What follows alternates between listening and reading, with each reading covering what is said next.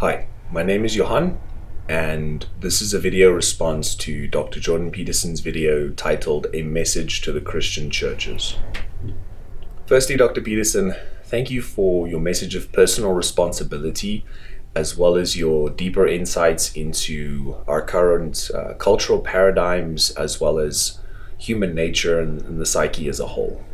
Your reams of free material that you've put out has meant a lot to me and to many others, and I wanted to thank you right off the bat for being willing to provide so much for free to the public and allowing us to educate ourselves more should we choose to.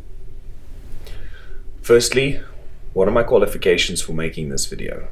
Well, I've been in the church for 25 years. I was born into a pastor's home. We were missionaries.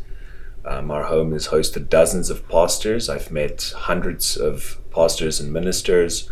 I spent 2 years at the Bethel School of Supernatural Ministry in Redding, California, finishing their first and second year programs, as well as having been on many missions trips, outreach programs, other such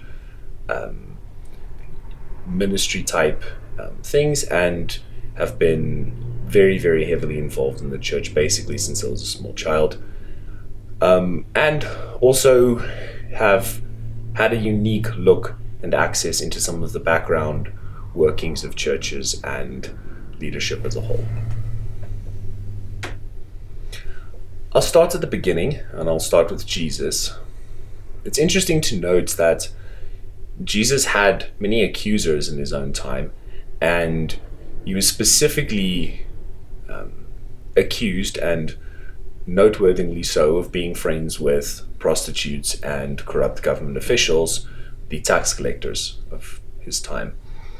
Now, how precisely do most people think that Jesus could have been friends with these individuals when they meet a Christian? I don't believe that the approach of judgmentalism and finger pointing was his approach, because certainly if any of you watching have actually met a prostitute or somebody working in that industry, accusations are not met with friendly responses, to say the least.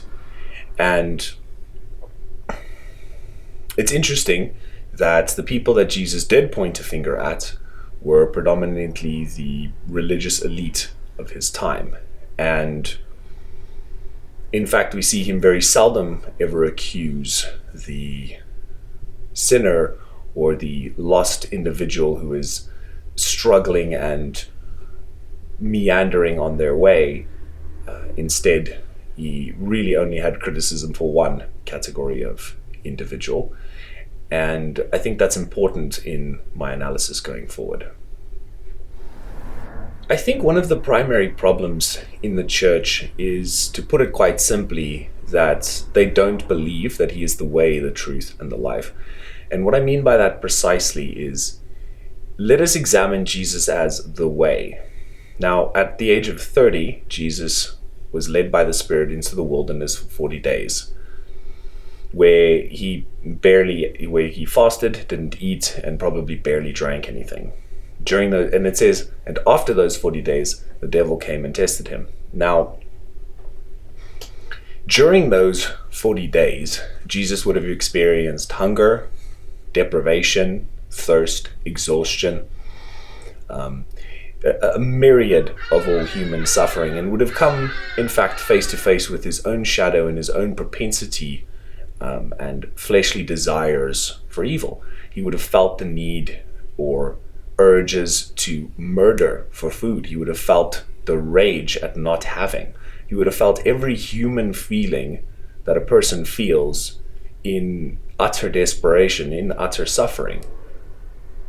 And after encountering all of these feelings, he's able to resist the temptations that are put forward, and then after doing that, comes out of the wilderness with power. And I think really only after Jesus had faced his own shadow was he able to understand and overcome his own challenges in life, so to speak. And I think this is where the churches are in part going wrong. Now, obviously, my criticism may not be unique. In fact, I could probably find several ministers and perhaps many, many pastors and ministers that may agree with this criticism, and therefore the criticism only applies to those who it applies to. And I do not mean this as a entire broad brushstrokes. However, a very large majority of the church does fall into this category. Much of church culture, as well as its structure, does place the individual at odds with themselves as well as the world. Carl Jung wrote in Man and His Symbols that the Christian puts his church and his Bible between himself and his unconscious. And this is exactly correct. There are two primary ideas that underpin most of the problematic issues with the church. One is that human beings are helplessly corrupt creatures that God has to save through Christ. And the other is that humanity is adrift in a war between God and Satan. Either way, humans are let off the hook ultimately for the destiny of this planet and themselves, provided that they pick the right side. Many Christians believe that the end is nigh and that God is coming to the end of his fuse with humanity and is just waiting to let loose the retribution and revenge on the corrupt and decrepit state of humanity. After which, God will wipe out this entire planet and rebuild everything from scratch in order to provide a pleasant, safe home for everybody that joined the Christian club and escaped the wrath and retribution of God, taking revenge on all of the church and his enemies. Regardless of your life of service to community, your rich spiritual connection, if you do not specifically subscribe to their club, you're not included, and their God's going to burn you to a crisp. They only care about saving souls, and there's no need for the material to change. They're not going to clean up the oceans, and they're not going to worry about pollution, because this planet is doomed anyways. They don't have any hope. Dr. Peterson, you would know this had you actually spent more time in churches, listening to what they actually say and believe.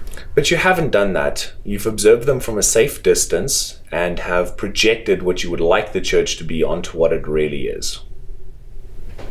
You have correctly stated that part of the cultural collapse we experience is due to universities, namely professors and administrators. However, I see the problem having gone much further back than that. You see, there's a line running straight from the back door of the church into the front door of the university. Now, certainly during a few periods in history, the church did empower artistry. But, at least for the last 500 years, real creatives and novel thinkers have been persecuted and rejected by the church. Many of these individuals have become embittered by that rejection. That rejection has left many of them to run off to somewhere else, another institution, and that was the universities for a period. And those individuals with bitterness and resentfulness against God took that out in the universities, and, well, we have the situation we have today. As a result of having kicked most of the creatives out, the art in the church is terrible. Their music is hack garbage. Their sermons sound like it was written by a political orator, and their prophetic paintings, their mystical paintings, are uninspired garbage. Again, some exceptions exist. However, it is the rule. Even as a teenager in youth group, when we were all asked to bring our favorite song, the only person who brought a song by an explicitly Christian artist was the youth leader themselves. Everybody else brought songs from, let's say, more secular bands. Now, there is certainly a reason for this, and somebody even stated that night that the reason they hadn't brought a Christian bandwidth is because the Christian music sucks. And consider that even in the Bible, Jesus himself was killed for making heretical statements. It doesn't take a lot of intelligence to realize that if you say anything in the church that they don't immediately recognize as part of their canon and truth, you're rejected. In the past, through burnings at the stake and other means, and these days through exclusionary labeling. That's a false prophet, a wolf in sheep's clothing, these sorts of things. What motivation would a real creative have for going to the church when the response to dissent is so lethal? Then I could talk about the cover-up of child abuse, not only in the Catholic Church, who has a long history of it, but in the Protestant Church too. I've seen abusers be protected, sheltered. I've seen victims being gaslit, even abusers being put into prominent leadership positions and even in counseling positions. Child abusers giving advice to parents on raising children. Not only do they cover it up, but if you say anything, they point fingers at you, they call you bitter, resentful, unforgiving. Just another dirty trick. To summarize, churches don't have a vision for a better tomorrow. Churches are obsessed with saving souls, whatever that may mean, regardless of any kind of physical consequence or change. They have their own agenda to create a bigger exclusive club, and they're not really concerned about the rest of humanity. You are only going to succeed in sending individuals with low openness back to churches, which I suppose is fine, but it still doesn't solve the primary problem, which is that visionaries are required. But casual criticism is insufficient, as you've well said yourself. So I have an answer. To all the mystics, creatives, and artists listening to me, you are the solution.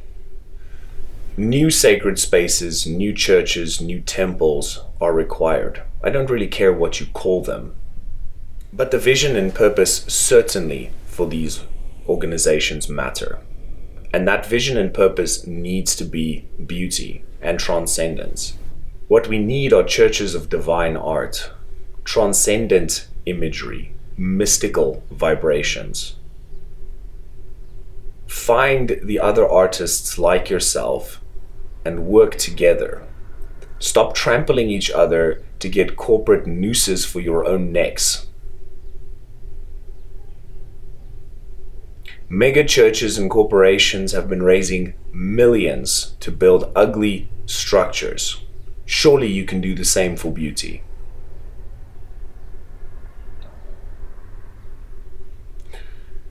And yes, we can all find reasons to burn the fucking world down. I certainly can. However, how is that going to help? How is that going to change anything? What are you going to do? Make it worse? What use is that? Or you could choose to forgive those that have hurt you.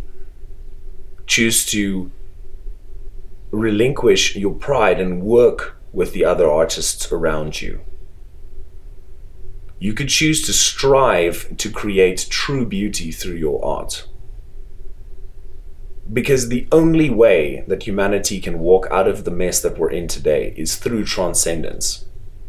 We must tap into divine art and mystical imagery in order to rectify where we are going. Because only with a vision big enough and grand enough can we be led on the right path. No matter how much money you have, what your status is, or where you come from, get your shit together. It's been long enough that we've let ugliness persist.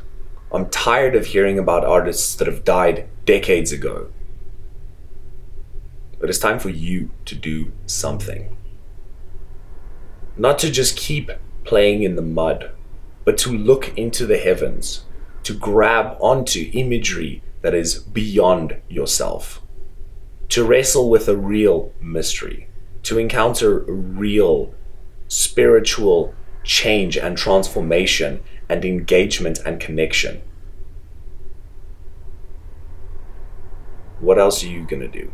Sit in the dark? all we can do is work tirelessly to become the best artists we can. Because only through a new generation and a new wave of art are we going to turn the ship around. Remember, artists direct the culture. You direct the culture.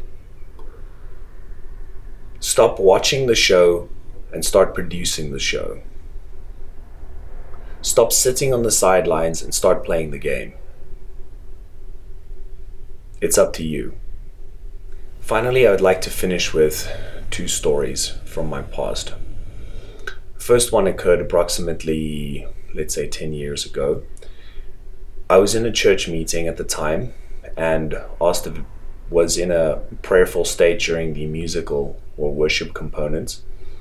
And I asked Spirit, let's say, where is Jesus? And expecting him either to see him on the stage or perhaps with somebody who was in pain or need of care. But I didn't see that. What I saw instead was a statue standing on the stage and Jesus standing in the corner of the room crying into his hands. That's pretty disturbing, to be honest. So I walked over and asked the obvious question, which is, why are you crying? What's going on? And the response, and then it was as if I understood, and I looked on stage and I understood that the statue was an idol, and that what was happening was that nobody was worshiping the mystery. They were worshiping a preconceived idea that they had, a picture that they could control, an image in their minds that was predictable and the same every single time. The second story was in a mega church, and I was visiting, had been invited, and towards the end of a pretty typical Sunday sermon where 30 minutes was spent to admonish the church to pray more often, the typical altar call was given. And at this stage, I was undergoing quite an intense spiritual journey of my own, and my senses were very much wide open. And as soon as the typical line of, if you die tonight, where will you be going, was delivered, it was like an ice bucket had been dumped over my entire body, and I felt the entire room turn cold. And I could sense the incursion of other entities and beings into the room immediately. And I immediately looked up into the sides, and coming through the walls, the ceiling, were hundreds of demons, demonic entities. And they began flying around the room in a sort of feeding frenzy as the pastor was beginning to belay the population with guilt. And I watched one of these demons fly past me, very close by, and as it flew past and hit someone in a row, several rows behind me, I heard somebody scream and fall and violently convulse on the floor.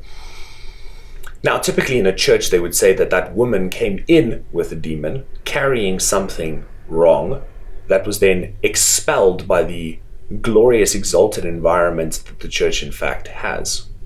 This is not the case. What in fact was occurring was that this pastor was using demonic forces in order to guilt and shame and drive people into making a quote-unquote decision for Christ. I will say the following, that this church's slogan is save the lost at all costs, and they certainly do that. They have no objections using demons to do that. Now, I don't believe that the situation is hopeless. I personally do not feel that the church in its current form is capable of answering the problems that we have today. However, some form of religious institution can perhaps be of assistance. And I am cautiously optimistic that with enough transformation, that Christianity too can play a role in the future of humanity. However, currently, to be very honest, it's very bleak. And without serious reform from the church, they are falling behind in the cultural conversation. in many ways because they do not offer physical hope of physical transformation. It's always in the by and by. I believe that the churches are going to need new interpretations of Scripture and to understand things on a different and deeper level. Thank you for listening.